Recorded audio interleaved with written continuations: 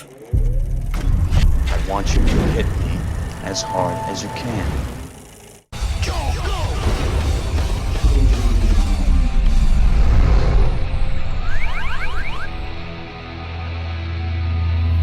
Many things have changed in the 6 years since James Bond's last mission, namely the deadly pandemic, which has kept his next movie from release over the past year and a half.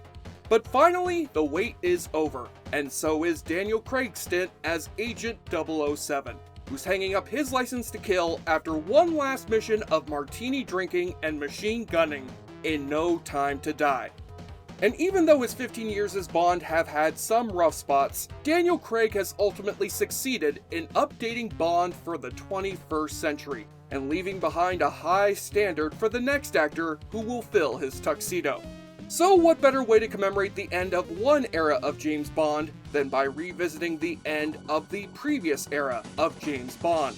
The final 007 adventure of Pierce Brosnan that many cite as the Batman and Robin of this franchise. Die Another Day. After Brosnan's debut in GoldenEye had reinvigorated James Bond for the 90s, his next two entries continued raking in millions at the box office, in spite of mixed critical reception. And expectations were sky high for Brosnan's fourth entry, as it was the 20th Bond film that would be released 40 years after Sean Connery first brought Bond to life. And Eon Productions sought to double down on the spectacle to help Bond compete with the new and more extreme spy movie franchises: Mission Impossible, The Bourne Identity, XXX, Agent Cody Banks? His name's Banks. Cody Banks. Positively shocking. Yet even though Die Another Day continued Bond's streak at the box office, becoming the highest grossing film of the series to that point, the critical and audience opinion of the movie were far more lukewarm. Even Roger Moore himself thought the movie had, quote, went too far. And that's from me, the first Bond in space. And with Pierce Brosnan officially retiring from the role 2 years later, the Bond producers would bring him back to the very beginning with the far darker and grittier Casino Royale. And the rest was history. But seeing as Pierce Brosnan was the James Bond that I grew up with, I'll determine for myself whether Die Another Day deserves the bottom tier status among Bond's many missions. No offense to the late Roger Moore, but he had no right criticizing Bond for getting too silly, going into space, dressing up as a clown, or that unofficial Bond sequel where 007 went undercover on a gay cruise to have sex with Horatio Sands. Cha, cha, cha, cha, cha, we meet eventually. Yes, I do count Boat Trip as a Bond movie. Ian Fleming would have wanted it that way. I am a badass motherfucker. Thanks for watching Awfully Good Movies. If you enjoy our shows, please subscribe to our channel right now, like this video, and click on the bell so you can be notified each time a new video goes up. Now, back to the show. Whether you like your martini shaken or stirred, you'll have no time to die or sober up once you've begun your mission of the Awfully Good Drinking Game. Take a double shot when we open yet again with that famous gun barrel sequence, now with CGI bullet flying towards the camera. Then take a shot or drink every time a title card announces the latest location that Bond has traveled to, as we open with him and two fellow agents surfing their way onto the shores of North Korea, so that Bond can take the place of a gentleman named Van Bierk, who's smuggling a suitcase of African blood diamonds to exchange it for some nukes and guns from Colonel Tan Sun Moon, who is so evil that we introduce his character kicking a punching bag that contains the body of his anger therapist. No longer accepting my insurance, doctor? Well, I'll pay you out of pocket with pain! But Bond's deal goes awry when his identity is traced on the cell phone of Colonel Moon's henchman, Tang Ling Zhao, and Moon takes out Bond's helicopter with his two agent buddies inside. How do you propose to kill me now, Mr. Bond? You know, for once, I would like to see these villains addressing James Bond in a more casual manner. Jimmy B, Jambone, Jimmy Bibby Baby Bob! So Bond escapes his execution by setting off a bomb and sets into motion one of this movie's many thrilling action sequences. Bond and Moon chase each other in his soldiers' hovercrafts while landmines are going off midair. Moon wields the flamethrower he got as a gift from Rick Dalton, and it all leads to Colonel Moon falling to his death off a waterfall and Bond firing off one of his trademark snappy quips. Saved by the bell. Hold it right there, Bond. You're under arrest for both the death of my son and making fun of North Korea's favorite TV show, Saved by the Bell. Make sure you men give Mr. Bond a time out. Get it like Zach Morris does on that show? This leads into the opening title sequence, which has the disturbing sight of Bond getting brutally tortured by North Korean guards who dunk his head in ice water, sting him with scorpions, and make him and the audience listen to the infamously bad title theme of this film as performed by Madonna. Yeah, I liked this song when I saw this movie as a kid, but having grown up, I must agree with the consensus on this being one of the worst Bond themes, with both dated techno-pop music and nonsensical lyrics. Because when I see sexy dancing ladies made of fire and ice, I immediately think of Sigmund Freud. Maybe we'd have been better off if Pierce Brosnan did the Bond theme himself. So when you're near me, darling, can't you hear me? But aside from the Madonna song, this is one of the most promising starts I've seen to a Bond movie, with our hero finally caught in a situation he can't smirk or shoot his way out of. Spending 14 months in North Korean captivity, which has turned Bond into Jesus Christ. I don't condone what they do here. Tell it to the concierge. However, Bond is finally set free from prison after North Korea arranges a prisoner exchange with MI6 that has Bond traded out for Colonel Moon's henchman, Zhao, who now has diamonds embedded into his face from the aftermath of Bond's explosion. Your time will come. Not as soon as yours. I mean, he could have just taken those diamonds out, but I guess it's better to look like a Twilight vampire than have Edward James Olmos facial scars. Look at him. You'd think he was some kind of a hero. Oh, bloody hell, it's Mr. Blonde! That bastard's going to torture me worse than the North Koreans did! Send me back to the torture chamber, please! I don't want my ears cut off! But Bond isn't met with a hero's welcome by his boss, M, played by the only actor who returned for the Daniel Craig movies, Dame Judi Dench, who says they only freed Bond because he's suspected of giving up valuable info to North Korea under torture, while Bond insists that Colonel Moon had a partner in the West who set Bond up to free Zhao from captivity. The same person who set me up then has just set me up again to get Zhao out. I'd rather die in prison than let him loose. You had your cyanide. Threw it away years ago. I saw what your cyanide pill did to Javier Bardem. That shit's not happening to me! So with Bond's 00 status officially revoked, these first 25 minutes alone are promising one of the best Bond movies ever. Why the hell did we need the Daniel Craig reboot when this appears to be the grittier Bond movie we'd all wanted? Unfortunately, we have 105 minutes left for this movie to head right back into silly Bond territory, beginning with Bond slowing his heart rate down to fake a heart attack and break out of the medical facility. I'm checking out. And since MI6 apparently only has 2 people on its security force, Bond jumps into the ocean and swims all the way to the shores of Hong Kong, where he walks into a hotel soaking wet and bare-chested and gets recognized immediately by the manager, despite Pierce Brosnan looking like Robinson Crusoe. The man is fresh off of 14 months of torture and isolation, and he just jumps right back into seducing chicks and shooting guns like he was gone for a week. This is like if Christian Bale in Rescue Dawn had been freed from the Vietnamese prison camp, then became Batman the very next day. Despite lacking his license to kill, Bond is able to track Zhao down all the way to Cuba, and it's in Havana that he meets the Bond girl of our film, Jacinta Johnson.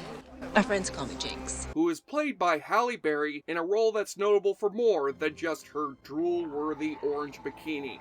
It was Halle's first role after winning an Oscar for Monsters Ball. She was the first black actress to play a heroic Bond girl after the villainous black Bond girls of past movies, and her waterlogged entrance is a clear homage to the famous introduction of Ursula Andress in Dr. No. One of the several references made here to the previous 19 Bond movies in celebration of Bond's 40th birthday. Are you always this frisky? I've been missing the touch of a good woman. Who says I'm good? Jinx, before we get deep into the sex, I must inform you that the scorpions in that North Korean prison really went to town on my dick.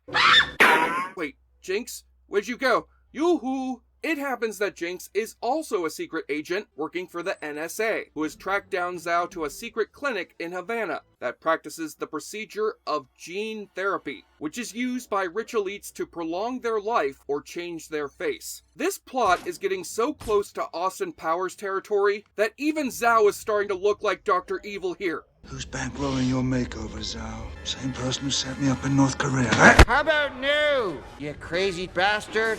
But the silly story again gives way for the impressive action sequences, which are directed quite well by Lee Tamahori, who'd previously directed Once Were Warriors and The Edge. However, his handling of CGI is downright awful. What the hell just happened here? Did Halle Berry just turn into a paper cutout and leave the scene like Poochie the dog?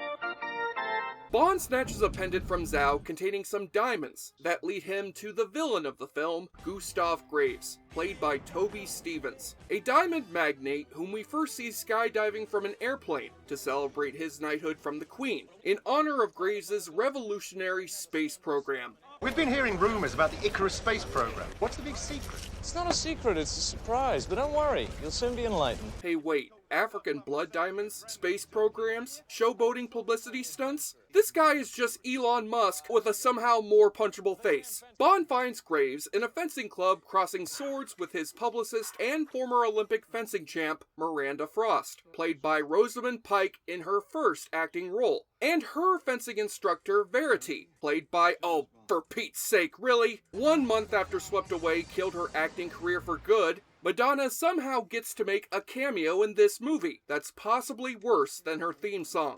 I see you handle your weapon well. I have been known to keep my tip up. You mean like your penis? Yes, of course I mean like my penis! So after Bond introduces himself to Graves with that famous catchphrase, Bond. James Bond. he and Graves face off in an intense fencing duel that quickly goes from gentlemanly to outright brutal, as they exchange their sabers for actual swords, and break many a valuable artifact during their fight. Hi Kiva! Gymkhana! Chickadee China! That is enough! Aw, but Graves was only one broken artifact away from filling out his punch card for a free drink at the bar. Still, this high-energy action isn't enough to improve the unenthusiastic performance of Pierce Brosnan. Don't get me wrong, I love him as Bond, but you can tell he's as disappointed as we are that the first half of the film had him doing new and exciting things with this character, while the second half now has him merely going through the motions. And he's not helped much by sharing a scene with the great John Cleese, in his one and only turn as Bond's gadget man, Q, after he took the reins from the late Desmond Llewellyn in the last movie.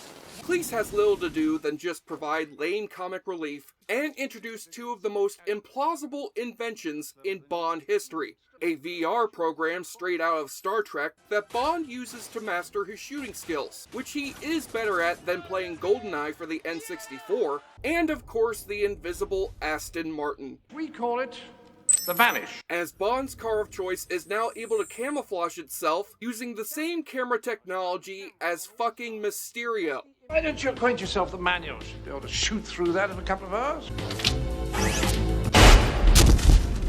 That might as well have been the script that Bond just shot full of holes, because now that we have an invisible car in the Bond universe, we're gonna be getting real crazy, as Bond travels to Iceland for the unveiling of Gustav Graves' latest invention inside of his castle made entirely of ice. This whole place was built for tonight's demonstration. I'm told the human element necessitates a precise balance of heat and cold. Holy Queen Elsa, Batman! Mr. Freeze just shot his freeze ray at the Sydney Opera House! Not only is Iceland famous for not actually having this much ice in it, but your party guests are going to be freezing their asses off here. How can Bond drink any martinis when all of your alcohol has frozen into ice? And why aren't there any penguins serving as waiters? but it's all worth it to see Graves unveil his new project called Icarus, an orbital mirror satellite that can reflect solar energy onto the globe to ensure year-round crop development. Oh, and also help enslave mankind. I almost forgot that part. Oh God, the sun is blinding our eyes! Why didn't you have us wear these protective glasses before you brought out the sun? This satellite will bring about a solar apocalypse that will lead to the heat death of the universe! Dear God, call us an ambulance! My eyes! Now Bond gets to work foiling Graves' evil plot with help from the 2 Bond girls he gets to juggle here.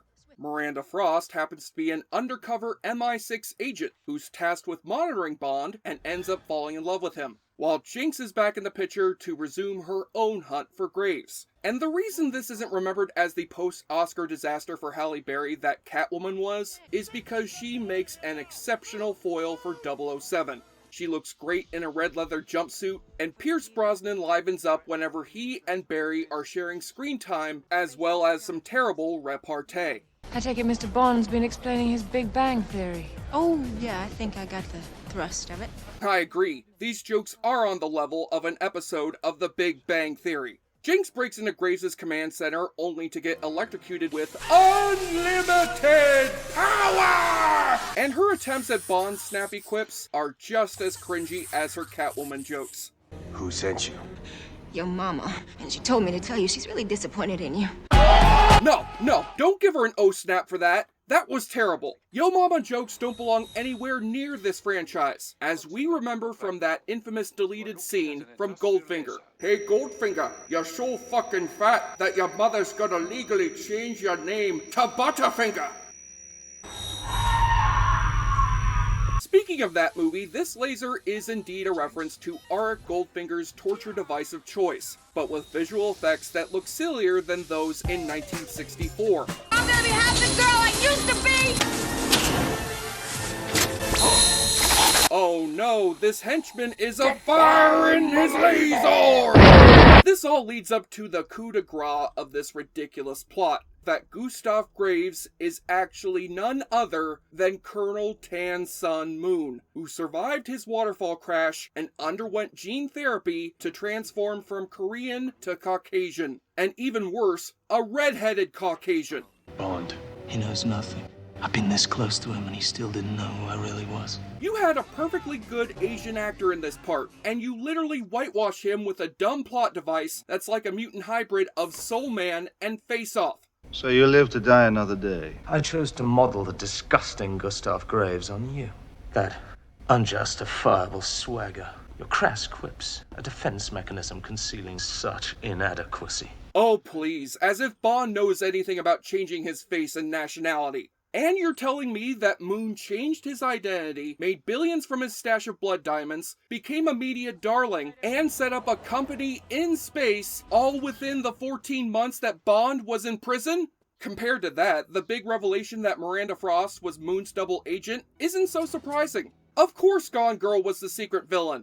I won myself my very own MI6 agent. Her brains, her talent, even her sex. The coldest weapon of all. Oh, piss off, Bond. You were the one who insisted on having sex with me on a bed made of ice. My vagina was stuck to that shit like Flick's tongue on a flagpole. Bond escapes from danger once more and takes off in Graves' rocket car, with Graves pursuing him using a power glove to fry Bond with his solar ray. Yeah, no one's gonna notice a diamond tycoon cutting Iceland in half with a death ray to kill somebody like an ant with a magnifying glass. Wow, movie, a $142 million budget, and you give us that toy car effect that looks like it came out of Danger Death Ray? I hope that's the worst effect that you'll have to offer here. Well, there you have it, folks. The Bond series equivalent of Fonzie jumping the shark. If we see Peter Fonda surfing beside Bond to give him a high five, then I am burning this movie and pissing on the ashes. So to sum up, Graves melts down his ice castle with the Icarus beam with Jinx inside of it, Bond tricks Zao with his Invisicar and leads him to an icy, watery death, and Bond saves the drowning Jinx by just dunking her freezing body into some hot water. The cold kept you alive. Huh? Must have kept you alive. Didn't Mrs. Doubtfire teach him anything about proper CPR procedure? Now we can move on to the third and final act, where Bond and Jinx team up to take down Graves and Frost, with some help from Bond's boss, M, and Jinx's boss, M. Eichel M. Adson, who is more out of place in a Bond movie than either Sheriff Pepper or Joe Don Baker. We're here in case things escalate, not to make sure that they do. No incursions into the north. The president gave me a direct order. Michael, this isn't an Uwe Boll movie. Pick up the energy. You'll get your booze money at the end of the shoot. The two agents drop into North Korea and sneak onto Graves' plane, where Graves reveals to his general father his true identity, as well as his evil plot to become the next RoboCop. Actually, this mechanical suit is what Graves is using to point his laser at the demilitarized zone between North and South Korea, which will carve a path for North Korea's troops to invade South Korea and then the entire Western world. Japan is a bug waiting to be squashed, and the West will shake with fear. You see, people, Lucas from The Wizard tried to warn us that the Power Glove was so bad, and yet we did not listen! The Americans were some nuclear warheads! Icarus will swat them from the sky. After General Moon tries to stop his son's insane plan, and Graves/Moon kills his father with cartoon lightning, Bond accidentally fires his gun off in the plane's windows and tries to kill Graves as the plane depressurizes around them, while Jinx faces off in a sword fight with Miranda Frost, who took her shirt off here for some reason. Well, drowning you didn't seem to work. I'll have to try something more to the point. Well, since she was asked to strip completely naked in her audition for this movie, I suppose it could have been worse. Eventually, Bond and Jinx take down this white-faced Korean general wearing a full-body game controller, and this Olympic fencing champ / British double agent. You know, this movie is kind of stupid, isn't it? I can read your every move. Read this, bitch. Motherfucker! Really, Halle? That's the best you can do? Did Sun Tzu write anything in The Art of War about stabbing a copy of his book into your enemy's heart? Well, at least Bond's parting shot to Graves/Moon is a little bit better. Time to face destiny!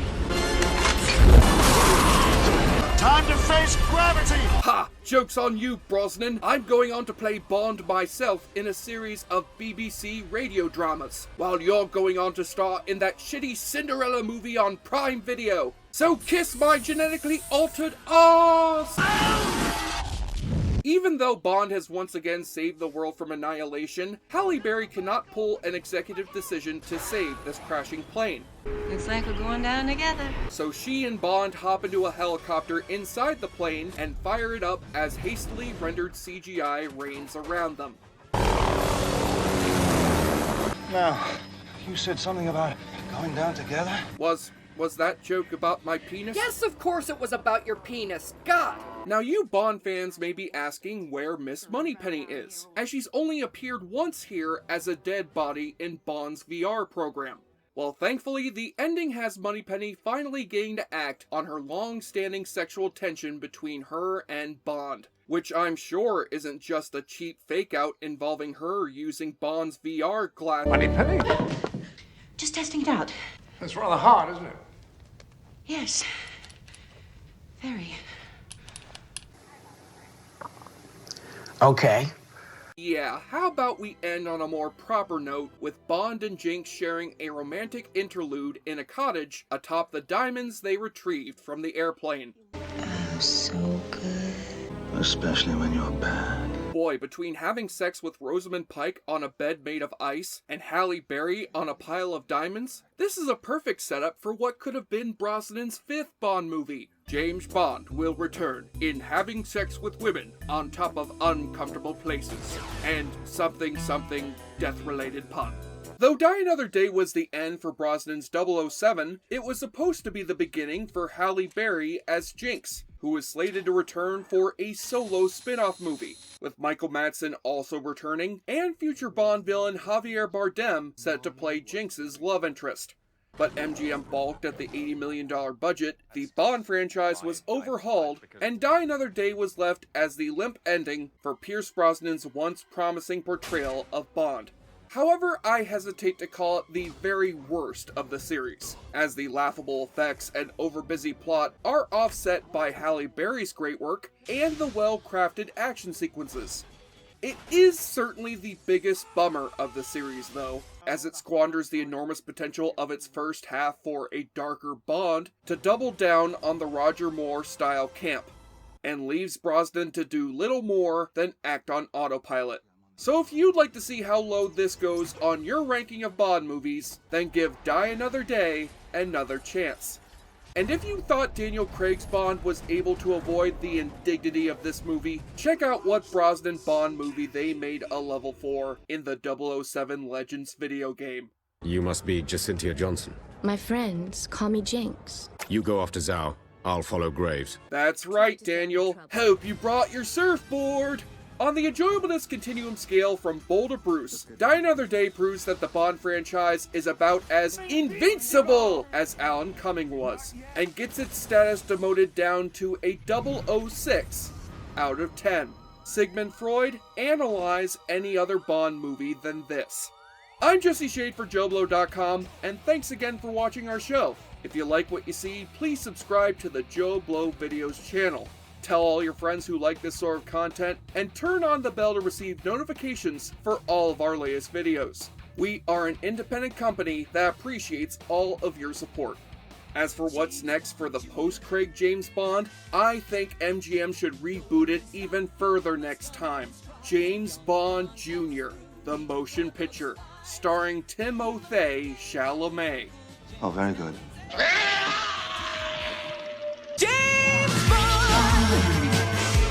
James Bond Jr. Look out, he's coming through. He's got a job to do while he rescues the girl. Global warming is a terrible thing.